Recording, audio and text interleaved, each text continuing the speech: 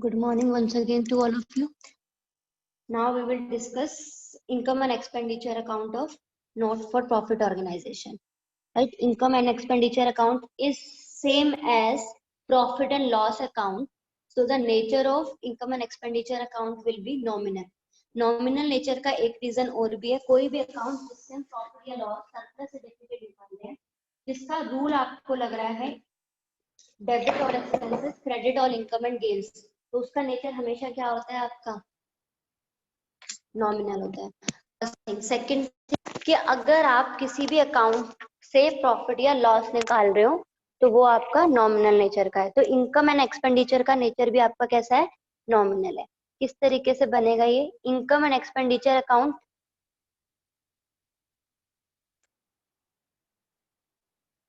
Format बिल्कुल profit and loss account की तरह ही है। Income and expenditure for the year ended. For the year ended क्यों? क्योंकि पर्टिकुलर ईयर की हम परफॉर्मेंस देख रहे हैं। बट यहाँ पर प्रॉफिट और लॉस ना लिख के, क्योंकि एनपीओ है तो सरप्लस या डेफिसिट निकलेगा। 31 मार्च यहाँ पर कुछ भी आ सकता है, मैं 2020 लिख रही हूँ, ठीक है।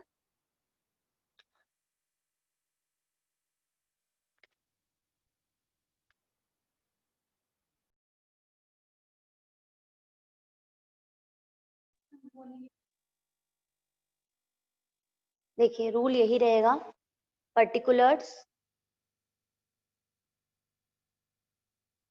Amount in rupees, format sorry, particulars amount in rupees. जितने भी सारे एक्सपेंसेस हैं वो इस साइड आएंगे। बट बेटा अगर आप बात करोगे कि सिर्फ एक्सपेंसेस आएंगे तो मैं कहूंगी गलत है। Expenses of this year will be recorded on the debit side because we follow accrual basis. यहाँ पर मैंने ऊपर लिखा है for the year ended 31 March 2020, तो 2020 का जितने भी एक्सपेंसेस हैं वो आपके डेबिट साइड में आएंगे, 2020 की जितनी भी इनकम है वो क्रेडिट साइड में आएगी। तो इसका मतलब क्या हुआ कि अगर आपका कुछ प्रीपेड है या आउटस्टैंडिंग है तो आप उसको डील करोगे। किस तरीके से डील करोगे? सपोज मैं यहाँ पर ले रही हूँ एक्सपेंसेस, यहाँ मैंने एक्सपेंसेस में सबसे पहले ले लिया बेटा सैलरीज। सैलरी में ऐड करते हैं हम करंट ईयर आउटस्टैंडिंग, इस साल की वो सैलरी जो मुझे रिसीव नहीं हुई है, क्योंकि वो इसी साल की तो रिसीव तो होनी चाहिए, तो मैं उसको ऐड कर दूंगी। ऐड करूंगी प्रीवियस ईयर एडवांस, पिछले साल जो एडवांस रिसीव हुआ था वो इस साल का था इसलिए मैंने ऐड करा है। लेस करती हूँ मैं इसमें से ओपनिंग आउटस्टैंडिंग जो पिछले साल का आउटस्टैंडिंग था, और मैं लेस करती हूँ क्लोजिंग एडवांस। आप मगअप करना चाहो कर सकते हो, बट सिंपल सा लॉजिक है। जो लास्ट ईयर का मेरे पास इस साल इंक्लूड था मैंने वो माइनस कर दिया है, जो इस साल का मुझे रिसीव होना चाहिए था रिसीव अभी नहीं हुआ वो मैंने ऐड कर दिया क्योंकि मुझे इस साल का एक्चुअल निकालना था। जो नेक्स्ट ईयर का रिसीव हो गया वो मैंने माइनस कर दिया है। इस ईयर का जो मेरे को पिछले साल रिसीव हुआ था है तो इस साल का ना, तो वो मैंने रिसीव कर दिया है, वो ऐड कर दिया है। तो सिंपल लॉजिक को लेके आप एक्सपेंसेस लोगे। अब क्वेश्चन कई बार अराइज होता है कि मैम हमें इससे ये नहीं समझ में आता कि एक्सपेंस कौन सी है और इनकम कौन सी है, क्योंकि एनपीओ में थोड़े से वर्ड अलग आ जाते हैं, लीगेसी आ जाता है, सब्सक्रिप्शन आ जाता है या कुछ और। तो बेटा एक सिंपल लॉजिक ये है अगर आपको नहीं समझ में आ रहा तो रिसिप्ट एंड पेमेंट में जो पेमेंट है वो एक्सपेंस से रिलेटेड होगी या एसेट से रिलेटेड होगी, और रिसिप्ट जो होंगी वो बेसिकली किससे रिलेटेड होंगी, वो इनकम से होंगी। तो इतना तो आप कर ही सकते हो कि अगर ये रिसिप्ट एंड पेमेंट अकाउंट है तो इसकी जो पेमेंट साइड है वो इस साइड जाएगी, एसेट से डिसेट सारी नहीं, एसेट लायबिलिटी को छोड़ के एक्सपेंस और इनकम। तो इस साइड सारे एक्सपेंसेस आ जाएंगे, जैसे सैलरी आ गया, जर्नल एक्सपेंस आ गया, रूल सबका सेम रहेगा। इलेक्ट्रिसिटी एक्सपेंसेस आ गए, न्यूज़पेपर आ गए। इसके अलावा ऑल गेन्स, ऑल गेन मतलब to gain on sale of fix asset, only gain, assets यहाँ पर नहीं आएगी। और आप 11th में पढ़ चुके हो एसेट्स और लायबिलिटी बैलेंस शीट में जाती है। यहाँ पर क्या आ सकता है, to gain on sale of fix asset, sorry loss, इस साइड तो लॉस आएगा ना, और इस साइड आ सकता है by gain on sale of fix asset. बाकी एनपीओ की अगर मैं इनकम की बात करूं, क्रेडिट साइड की बात करूं, तो इनकम में सबसे पहले सब्सक्रिप्शन आता है। बेटा सब्सक्रिप्शन का जो ट्रीटमेंट है वो मैंने आपको वर्किंग नोट में अकाउंट बनाना सिखाया था। You will make an account और अकाउंट के अकॉर्डिंग यहाँ पर डील करोगे। अगर आपको अकाउंट नंबर ऑफ मेंबर्स दे रखे हैं तो सबसे इजी रहता है कि नंबर ऑफ मेंबर्स इनटू पर मेंबर सब्सक्रिप्शन, इनटू कर दो, यहाँ पर ले आओ, उसमें आउटस्टैंडिंग प्रीपेड सब एडजस्ट हो जाएगा कि इतने मेंबर मेरे इस बार थे, एक पर्सन ने इतना देना था, कितना आया डजंट मैटर, वो मेरा इस साल का सब्सक्रिप्शन हो जाएगा। इसके अलावा और क्या आ सकता है, सेल ऑफ ओल्ड न्यूज़पेपर, या कोई भी मेरा मैंने कोई शो करा था या कुछ भी करा था, उसका सरप्लस, टू सरप्लस फ्रॉम, कोई भी हो सकता है। सपोज मैं ले रही हूँ एंटरटेनमेंट का एक फंड था, सॉरी एंटरटेनमेंट की मैंने कुछ रिसिप्ट सेल करी थी और उसका कुछ एक्सपेंस था, तो जो नेट इफेक्ट था वो आएगा। सपोज कि मेरी जो सेल हुई है उसकी टिकट्स की हुई है 1000 रुपीज की, जबकि जो उसकी कॉस्ट थी, एक्सपेंस जो आया था वो 300 का था, तो 700 का जो मेरा सरप्लस है वो मेरा इनकम में चला जाएगा। अगर मैं उल्टा कर दूं कि 300 मुझे रिसीव हुए और 1000 रुपीज की कॉस्ट, तो 700 का मेरा जो एक्सपेंस था वो डेबिट साइड में चला जाएगा। तो आप नेट करके डालते हो, खर्चे और इनकम का जो बैलेंस आता है वो आप इनकम या एक्सपेंडिचर में डालते हो, ठीक है। इसके अलावा कॉस्ट ऑफ मटेरियल कंज्यूम आ जाएगी, अगर दे रखी है किसी चीज की तो आपने कॉस्ट ऑफ मटेरियल कंज्यूम का भी वर्किंग नोट बनाया था। इसके अलावा इंटरेस्ट रिसीव हो सकती है। एक बहुत डाइसी या ये कह सकते हो कॉन्ट्राडिक्टरी पॉइंट है कि लीगेसी का क्या करेंगे, तो legacy will be treated as donation. अगर डोनेशन स्पेसिफिक होती है तो वो लायबिलिटी है, बैलेंस शीट में शो होती है। अगर वो जर्नल है तो वो आपकी इनकम है, आप इसको इनकम साइड में शो कर सकते हो। तो मैं यहाँ पर डोनेशन भी लिख रही हूँ, लेकिन ये डोनेशन कौन सी है, जर्नल डोनेशन है। इसी तरीके से यहाँ पर आ सकता है क्या, लीगेसी, लेकिन लीगेसी कौन सी, अगर उसकी कोई कंडीशन नहीं दी है यूज करने की तो ये कुछ फिगर्स या कुछ आइटम्स मैंने यहाँ पर लिए हैं, जरूरी नहीं है यही है, इससे ज्यादा भी आ सकते हैं, इससे कम भी आ सकते हैं। इसके अलावा एक चीज और, अगर आपने फंड बेस्ड अकाउंटिंग करी थी, अगर फंड का नेगेटिव बैलेंस आता है, सपोज मैच फंड था आपका, थोड़ा सा मैं एक्सप्लेन कर देती हूँ यहाँ पर। अगर आपका मैच फंड था, उसका ओपनिंग बैलेंस 1 लाख था, उसमें जो इनकम रिसीव हुई वो 10,000 की हुई, लेकिन जो उसके एक्सपेंडिचर हैं वो हो गए हैं 1,30,000 के, तो बेटा 20,000 जो नेगेटिव आ रहा था, मैंने उस टाइम पे बताया था ये किस में जाएगा, इनकम एंड एक्सपेंडिचर में जाएगा। पॉजिटिव आता तो वो लायबिलिटी होती, तो लायबिलिटी में जाती, बट क्योंकि नेगेटिव आया है तो वो आपका इनकम एंड एक्सपेंडिचर में जाएगा मैच एक्सपेंसेस के नाम से। क्लियर है। किसी भी फंड का अगर पॉजिटिव बैलेंस आता है तो वो बैलेंस शीट में जाता है, आप सरप्लस की तरह नहीं लिख सकते फंड का बैलेंस, लेकिन अगर उसका एक्सपेंडिचर ज्यादा है तो वो इनकम एक्सपेंडिचर के एक्सपेंडिचर साइड में जाएगा। ठीक है, इस तरीके से आप डील कर लोगे। और इनकम का भी वही रूल रहेगा बेटा, इस साल की इनकम लेनी है आपको। अगर आपको इंटरेस्ट रिसीव में बोल दिया कि 500 रिलेटेड टू नेक्स्ट ईयर, तो नेक्स्ट ईयर से तो हमें नहीं लेना है, तो हम माइनस कर देंगे। या अगर मैं बोल दूं कि इंटरेस्ट अक्रूड है 500 की दिस ईयर की, अक्रूड मतलब मेरे को मिलनी थी मिली नहीं है, मैं उससे एड बैक कर दूंगी।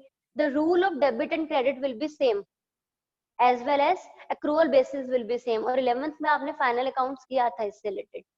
तो इस तरीके से सारे एक्सपेंस यहाँ पर आ गए, सारी इनकम यहाँ पर आ गई। बैलेंसिंग फिगर, अगर इनकम साइड ज्यादा है, क्रेडिट साइड ज्यादा है, दैट मीन्स सरप्लस है, तो डेबिट साइड में आप लिखोगे सरप्लस, ये क्या है आपकी बैलेंसिंग फिगर। और अगर डेबिट साइड ज्यादा है, दैट मीन्स एक्सपेंसेस ज्यादा हो गए इनकम से, तो आप यहाँ पर लिखोगे by deficit. Is it clear? तो this is the way of doing income and expenditure account. Income and expenditure का जो बैलेंस आता है सरप्लस या डेफिसिट, एक कैपिटल फंड में एड या लेस हो जाता है जो करंट ईयर की बैलेंस शीट बनती है। ठीक है, पहले एक क्वेश्चन कर लेते हैं जिसमें सिर्फ इनकम एंड एक्सपेंडिचर अकाउंट बनाना है, विद एडजस्टमेंट भी बता दूंगी, लेकिन एडजस्टमेंट आप जितनी रटोगे उतना कंफ्यूज हो जाओगे। एडजस्टमेंट का करने का सिंपल वे है कि आप खुद सोचो कि इस साल का क्या है मेरा। अगर मैं कह रही हूँ आउटस्टैंडिंग ऑफ 2020, दैट मीन्स कि इस साल मुझे मिलना था मिला नहीं है और मुझे इस साल में लेना है, तो मैं उसको ऐड कर दूंगी। अगर मैं बोल रही हूँ आउटस्टैंडिंग ऑफ 2019, वो तो पिछले साल का था बट इसमें इंक्लूड है, तो मुझे माइनस करना है। तो रूल से करोगे तो इजी है, अगर रटवाना है तो आप ऐड कर सकते हो, इस तरीके से आप रट सकते हो। Closing outstanding add, closing sorry previous advance add, opening outstanding less, closing advance less. मुझे नहीं रटना आता तो मैं शायद बहुत अच्छा नहीं रटवा पाऊंगी आपको, तो आप देख लेना, रट सकते हो इसको तो बहुत अच्छी बात है। एक क्वेश्चन ले लेती हूँ मैं आपको और अच्छे से क्लियर करने के लिए।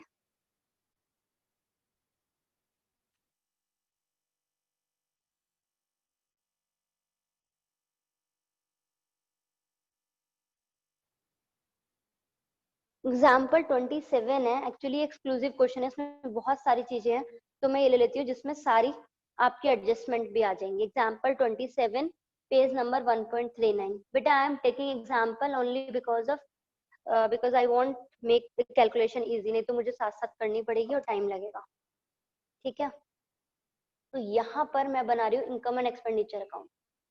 Students, you will not use calculator and you will not see answer, otherwise you will not able to understand.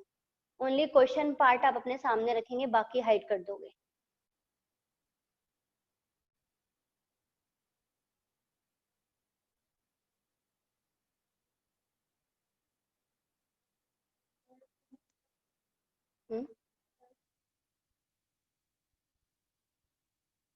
Question में कैश इन हैंड ओपनिंग दे रखा है 45,000, कैश एट बैंक दे रखा है 12,60,000।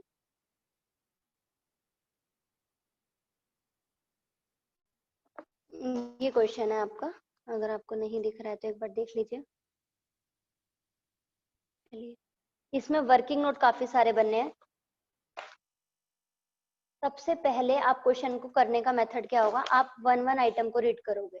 मैं यहाँ पेमेंट साइड से इंक्रीज कर रही हूँ सैलरी, मैं पहले नीचे देख लेती हूँ सैलरी की कोई एडजस्टमेंट तो नहीं है, नहीं, ये तो ऐसे चली जाएगी। स्टेशनरी, स्टेशनरी के बारे में क्योंकि मुझे स्टॉक ऑफ स्टेशनरी और क्रेडिटर ऑफ स्टेशनरी दे रखे हैं तो मुझे वर्किंग नोट बनाना पड़ेगा। मैं यहाँ लिख देती हूँ वर्किंग नोट, ये सारा इसमें से देख के, ठीक है। उसके बाद billiard table, I know it is asset, game की होती है आपको पता है। इन्वेस्टमेंट मेरी एसेट्स है, मिसलिनियस एक्सपेंस मेरे एक्सपेंसेस है, कोई प्रॉब्लम नहीं है। फर्नीचर एसेट है, इंश्योरेंस प्रीमियम के बारे में इंफॉर्मेशन दे रखी है तो यहाँ पर भी टिक लगा लेती हूँ। बाकी कैश और कैश बैंक है। उसके बाद मेरे को इन्फॉर्मेशन यहाँ पर दे रखी है सब्सक्रिप्शन, इसमें टिक लगा लेती हूँ कि कोई एडजस्टमेंट करनी है। डोनेशन के लिए कुछ नहीं दे रखा, इंटरेस्ट इन्वेस्टमेंट का कुछ नहीं दे रखा, एंट्रेंस फीस का कुछ नहीं दे रखा, इंटरेस्ट रिसीव का कुछ नहीं दे रखा, सेल ऑफ एसेट का कुछ नहीं दे रखा। तो सबसे पहले मैं एक काम करती हूँ, मेरे को इजी हो जाएगा कि मैं स्टॉक ऑफ स्टेशनरी और क्रेडिटर फॉर स्टेशनरी से cost of material consume of stationery निकाल लेती हूँ, या कॉस्ट ऑफ स्टेशनरी कंज्यूम निकाल लेती हूँ। वो कैसे निकालते थे? क्रेडिटर्स अकाउंट बनाते थे आप, याद है, भूल गए हो?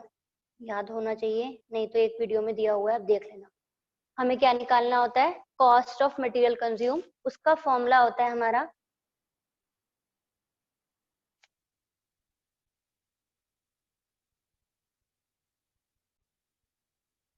Opening stock plus purchases minus closing stock. But purchases मेरे पास गिवन नहीं है तो मुझे क्या करना पड़ेगा? क्रेडिटर अकाउंट बनाना पड़ेगा। क्रेडिटर्स अकाउंट के लिए 40,000 मेरे को दे रखा है क्लोजिंग और 26,000 दे रखा है ओपनिंग। यहाँ लिख दूंगी बाय बैलेंस बीडी। 2019 वाला जो है वो ओपनिंग है, 20 वाला closing. To balance CD. Ma'am आपने इस साइड क्यों लिखा है? क्योंकि क्रेडिटर लायबिलिटी है, लायबिलिटी का ओपनिंग बैलेंस क्रेडिट साइड में होता है। बट नेक्स्ट में दे रखा है advance paid for stationery. Advance आपने अगर पे करा है तो वो तो एसेट है, फ्यूचर में बेनिफिट मिलेगा। तो ओपनिंग एडवांस जो मेरा था कितना दे रखा है यहाँ पर? Advance paid for stationery for 2019 and 20, मतलब क्लोजिंग दे रखा है आपको, बाय बैलेंस सीडी में आ जाएगा ये, और ओपनिंग दे रखा है 5,000। इसके अलावा यहाँ पर आता है अमाउंट पेड फॉर स्टेशनरी, पर मैम वो नहीं दिख रहा है। बेटा वो आपको पेड करा है तो पेमेंट में, रिसिप्ट एंड पेमेंट में नजर आएगा। देखो जहां मैंने वर्किंग नोट लिखा है स्टेशनरी में, लिखा था ना, ये रहा। तो ये अमाउंट पे करा है, पेमेंट साइड में तो पे करा है ना, पे करा है तो क्रेडिटर कम हो जाएंगे, तो यहाँ पर आ जाएगा टू कैश 89,700। इस अकाउंट को आप यूज करके यहाँ से निकाल लोगे क्रेडिट परचेज बैलेंसिंग फिगर। जैसे ही क्रेडिट परचेज आएगी आप फॉर्मूले में पुट कर दोगे, क्योंकि कैश परचेज तो गिवन नहीं है। ओपनिंग स्टॉक कितना है आपका? स्टेशनरी का 5000, परचेज आप कैलकुलेट कर लेना बेटा, मैं नहीं कर रही हूँ, मैं तो सिंपल देख रही हूँ कितनी आ रही है मेरी परचेज। आ रही है मेरी 1 लाख, ये 7 था, ये 5 था, यहाँ से आ रही है 1,01,700। इधर के टोटल में से इधर का टोटल माइनस करके बैलेंसिंग फिगर, ठीक है। ये 5000 ओपनिंग स्टॉक प्लस 1,01,700 जिस अकाउंट से आया माइनस क्लोजिंग स्टॉक, वो कितना है मेरा? क्लोजिंग स्टॉक कितना दे रखा है बेटा? 30,000।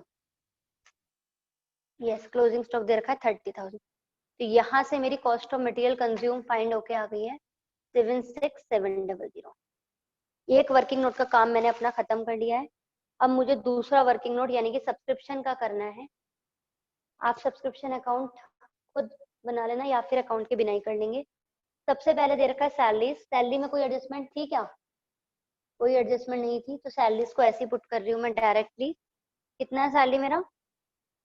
4,95,000। नेक्स्ट आइटम मेरा आ रहा है स्टेशनरी, जिसके लिए मैंने कॉस्ट ऑफ स्टेशनरी फाइंड करी है। कॉस्ट ऑफ स्टेशनरी यूज वो आई थी 76,700। कैसे फाइंड करी थी? क्रेडिटर अकाउंट से परचेज निकाला था और परचेज को कॉस्ट ऑफ मटेरियल कंज्यूम वाले फॉर्मूले में पुट करके मैंने निकाले थे कितना यूज करा है। फिर आया था बिलियार्ड टेबल, क्योंकि ये एसेट है, ये इसमें नहीं जाएगा। फिर इन्वेस्टमेंट, क्योंकि एसेट है, नहीं जाएगा। फिर आया था मिसलेनियस एक्सपेंस, ये मेरा दे रखा है 75,000। उसके बाद दे रखा था फर्नीचर, ये एसेट है, नहीं जाएगा। बट बेटा जब एसेट दे रखी होती है तो आप एडजस्टमेंट पे रीड कर लिया करो कि कहीं डेप्रिसिएशन तो नहीं दे रखा। दे रखा है तो वो आपका एक्सपेंस है, वो आपका डेबिट साइड में जाता है, ठीक है। उसके बाद दे रखा है इंश्योरेंस प्रीमियम। इंश्योरेंस प्रीमियम के लिए प्रीपेड दे रखा है। इंश्योरेंस कितना है आपका? 27,000। प्रीपेड है, नेक्स्ट ईयर का है तो माइनस होना चाहिए, एक्सक्लूड है, एक्सक्लूड करना है तो प्रीपेड 3,000 आप माइनस कर दोगे तो यहाँ पर आ जाएगा 24,000। देन आपको इन्फॉर्मेशन में दे रखा है cash in hand, cash at bank, ये दोनों एसेट्स है तो नहीं जाएगी। अब मैं आ जाती हूँ रिसिप्ट एंड पेमेंट की डेबिट साइड में, दैट इज रिसिप्ट साइड में। तो ये रिसिप्ट साइड इनकम से रिलेटेड होगी। सबसे पहले दे रखा है सब्सक्रिप्शन। बाय सब्सक्रिप्शन, बेटा सब्सक्रिप्शन का अकाउंट बनाना मैंने आपको बताया था, आप या तो अकाउंट बना लो या फिर डायरेक्टली डील कर लो। Subscription in the arrear for the year ended 31 March 2020। इस साल का एरियर है, इस साल का मिलना चाहिए था, तो मैं इसे ऐड कर दूंगी। क्लोजिंग आउटस्टैंडिंग है ये हमारा कितना? 1,35,000, राइट। उसके बाद दे रखा है subscription receive in advance for during the year 31 March 2020। इस बार एडवांस रिसीव हुआ, दैट मीन्स वो नेक्स्ट ईयर का है, तो हम उसे माइनस कर देंगे।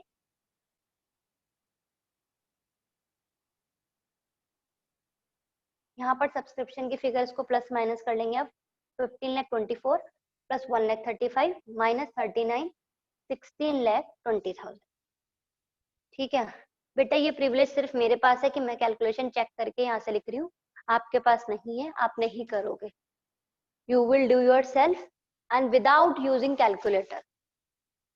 Next is given donation, because nothing is given about donation. कुछ नहीं गिवन। अगर डोनेशन ये होता डोनेशन फॉर गवर्नमेंट पार्टी या गवर्नर पार्टी या कुछ भी, अगर कंडीशन होती तो वो लायबिलिटी होती। कुछ कंडीशन नहीं है, मैं इनकम मान रही हूँ तो यहाँ पर आ जाएगा बाय डोनेशन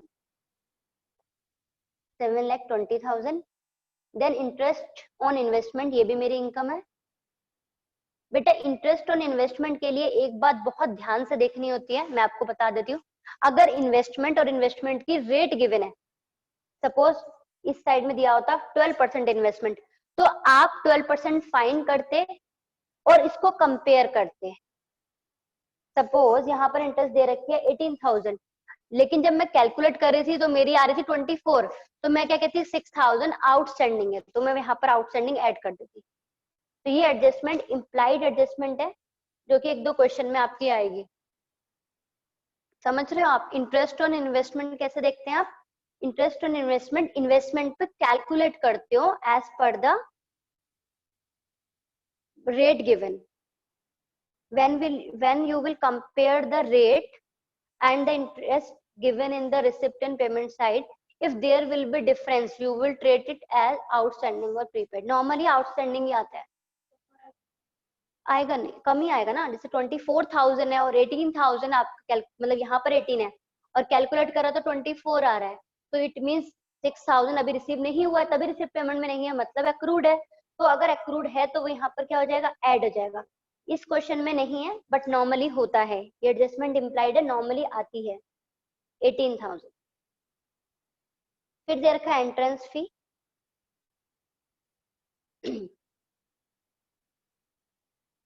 1,80,000, 1,80,000 है ना भाई, ठीक है। उसके बाद दे रखा है सेल ऑफ ओल्ड न्यूज़पेपर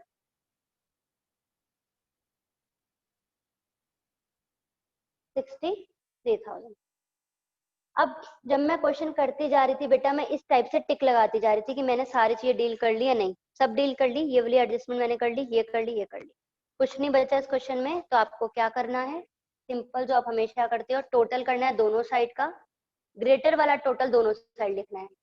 इस क्वेश्चन में आप जब दोनों साइड का टोटल करोगे तो क्रेडिट साइड का टोटल ज्यादा आएगा, किसी का भी जो ज्यादा आएगा, चाहे वो डेबिट का हो चाहे क्रेडिट का हो, दोनों साइड वही लिखोगे। और ये तो आप 11th से सुनते हुए आ रहे हो तो आपको पता ही होगा, क्रेडिट साइड का ये आ रहा था। और जिस साइड लेस टोटल है, कम है, वहां पर आप लिख दोगे बैलेंसिंग फिगर। अब क्योंकि क्रेडिट साइड ज्यादा है, यानी कि हमारे पास इनकम ज्यादा रिसीव हुई है, तो वो सरप्लस आएगा बैलेंसिंग फिगर। अगर डेबिट साइड ज्यादा होती तो डेफिसिट आता, और आप इधर के टोटल में से इधर का टोटल माइनस कर दो। किसी को नहीं आता तो मैं दोबारा बता देती हूँ, this plus this plus this plus this, ये टोटल रफ में करा आपने, यहाँ लिख दिया। इधर का टोटल रफ में करके ऊपर लिख दोगे दोनों का टोटल, इधर का ये आ रहा था और इधर का जो भी आ रहा था वो यहाँ लिख दोगे। क्योंकि ग्रेटर 2614 टाइम्स 0 था तो मैंने वो ग्रेटर वाला लिख दिया। लेस वाली साइड में मैं लिख दूंगी सरप्लस या डेफिसिट। अगर डेबिट साइड में बैलेंस निकलेगा तो वो सरप्लस है, क्रेडिट साइड में बैलेंस निकलेगा तो वो डेफिसिट है। This is the way of doing question of income and expenditure of NPO which will contain 6 marks। और ये क्वेश्चन आता है तो एक्सक्लूसिव है, इसमें बैलेंस शीट नहीं मांगेगी क्योंकि वर्किंग नोट में ऑलरेडी इन्होंने बहुत कुछ मांग लिया हमसे, तो ज्यादा डिफिकल्ट नहीं बनता। अगर आप बेसिक एडजस्टमेंट्स जो 11th में आपने सीखी थी, जो बेसिक रूल सीखे थे, आप उसको लगा पाते हो एक्रूअल बेसिस को, तो सिंपलेस्ट क्वेश्चन होता है ये। ठीक है, होप आप सबको समझ में आ गया होगा। बाकी क्वेश्चन करना नहीं आएगा तो आप पूछ लेना। Thank you very much.